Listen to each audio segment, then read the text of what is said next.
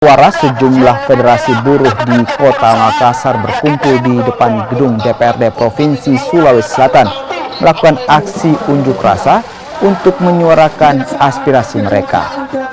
Buruh menuntut untuk mewujudkan upah nasional yang manusiawi. Sementara itu, Ketua DPRD Provinsi Sulawesi Selatan menemui para pengunjuk rasa untuk membahas dan meneruskan aspirasi mereka serta mengajak buruh membahas tuntutan mereka bersama anggota DPRD Sulsel dan pemerintah Sulsel nantinya. Jadi alhamdulillah tentunya yang menjadi insya Allah yang kami putuskan antara kami juga itu